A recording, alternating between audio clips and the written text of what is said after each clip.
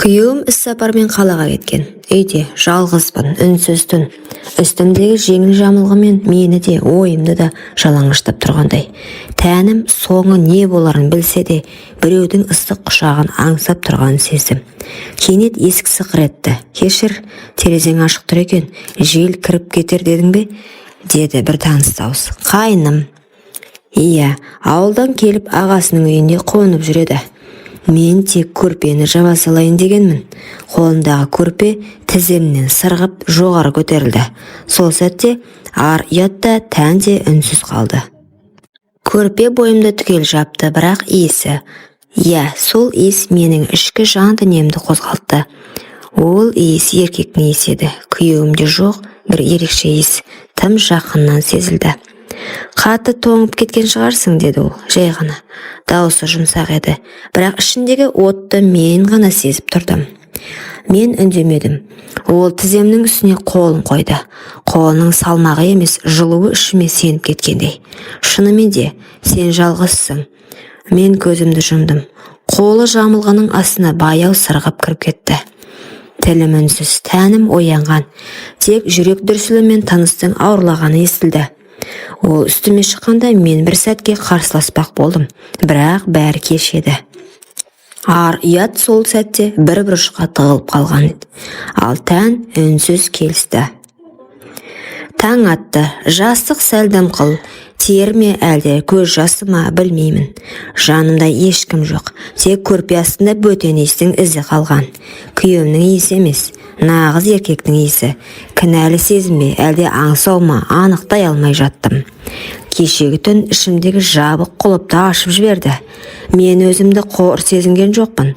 Қайта тұтас әйелге айналғандай едім. Мойындағым келмейді, бірақ тәнім кешегі түнді қайта аңсап тұр. Жүрегім емес, тәнім сөйлеп кетті. «Кешір мені, күйеуім. Сенде осы үнсіздік, осы от болмаған секілді». Кенет есік ашылды. Ас үй жақтан қайнымның даусы естілді. «Шәй дайын, ұйықтап қалған жоқсың ба?» Мен үндемедім, себебі даусынан бұрын оның иісі кіріп келіп жатқандай болды. Шәй үстінде үнсіздік үстем болды. Ол көзіме тура қарамады. Мен де. Бірақ арасындағы от сезіліп тұрды. Көйлегімнің ішінен өзімді бөтен, бірақ ерекше сезініп отырдым. Тәнім басқа біреудің ізін ұмытқысы келмейді. «Түн тыныш өтті ме?» деді ол ақырын. Даусындағы салмақ. «Кеше мені құшақтаған қолың дауысы секілді шықты. Жаман емес», дедім қысқа ғана. Қасық пен кесенің дыбысы ғана естіліп тұр, ал ішімде құмарлық оты қайта тұтанып келе жатты. Ол орнымнан тұрып қасымнан өтіп бара жатып иығыма жеңіл тиіп кетті. Сол ғана еді, менің бүкіл жан дүниемді қайта оятты. Ол менің тәнім емес, жанымның ең әлсіз тұсына тиіп кеткендей сезіп тұрдым. Кешегі түн кездейсоқ емес еді, ал бүгін тәнім тағы да соны қалап тұр. Ар ұятта әлсіз екен, себебі екеуі де үнсіз. Сол күні күйеуім хабарласты. «Ертең таңертең ғана қайтамын». Үнінде сағыныш жоқ, жай бір күнделікті дауыс. Ал менің ішімде дауыл. Кеше мені алғаш рет толық әйел сездірген адам дәл қазір төргі бөлмеде отыр.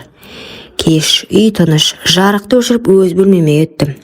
Төсекте жатсам да ойым басқа бөлмеде. Әр тынысым оны аңсау.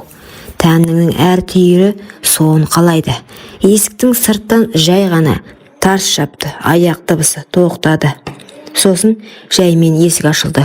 Үн жоқ, тек дем, терең, ыстық. «Ұйықтап қалдың ба?» «Жоқ», дедім сыбырлап. Ол жақындады, жамылғаны көтеріп иығыма тиді. Сол сәтте ішімдегі барлық ар ұят, тыйым, ой, үнсіз күйге шегінді. Мен оны күттім. Тек тән емес, жанымда, әйелдігімде оны аңсады. Ол үстіме шықты, екеуміз де сөйлемедік, себебі тіл емес, құмарлық сөйлеп тұрды. Түн ұзаққа созылды. Әр жанасу кешегі емес, бүгінгі одан да батыл, одан да керемет өтті. Одан да аш көз еді. Мен ештеңе ойлағым келмеді. Тек сол сәт, сол иіс, сол еркек. Таң атты, бұл жолы мен жалғыз оянған жоқпын, ол қасымда жатты. Жалаңаш иығы маған тиіп тұрды, тынысы баяу терең. Ұйықтап жатқанмен тәнінің жылуы маған қадалып тұрды. Басыма бір сұрақ келді. Бұл енді не, кездейсоқтық па, әлде? Ол көзін ашты, ұйқылы ояу көзіне қарадым. Еш өкініш жоқ, еш сұрақ та жоқ. Тек бір үнсіз мойындау бар секілді. Енді бәрі бұрынғыдай болмайды. Орнынан тұрды, үстіне футболкасын асығыс киді де маған қарады. Кешір, деді, жай ғана. Бірақ бұл кешір мені емес өзін ақтау еді.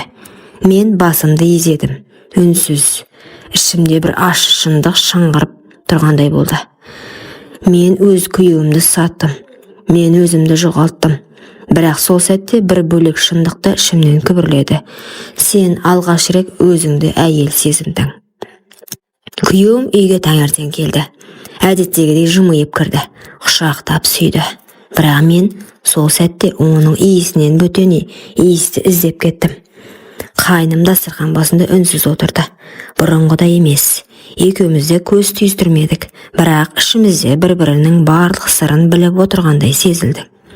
Күйеуім күліп сөйлеп отыр. Мен күліп отырмын, ал жүрегім екі ортада тұншығып отыр. Кешкісін ол, қайным кетем дейді. Қалада жұмыс тапқан екен. Інім кетем деді, қалада жұмыс тапқан екен деді. Мен басымды изедім. Жауап бермедім, ішімде бір шындық қимай жылап жатты.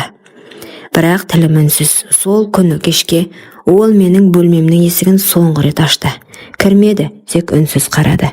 Көзінде, мен саған ештеңеге уәде ете алмаймын, бірақ мен сені шын қаладым деген үнсіз сөз тұрды.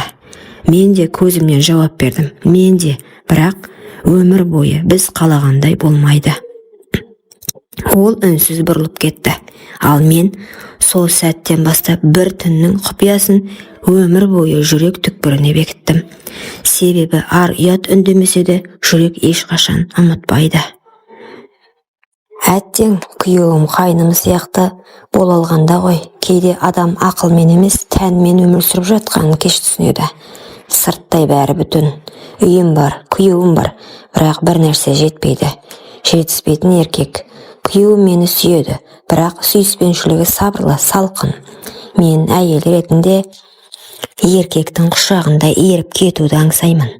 Ол міндетінде ғана өтейді. Көзіме қарап не сезініп тұрғанымды түсінбейді. Ал қайным қараған жанарынан бастап құшағына дейін мені аңсау бар.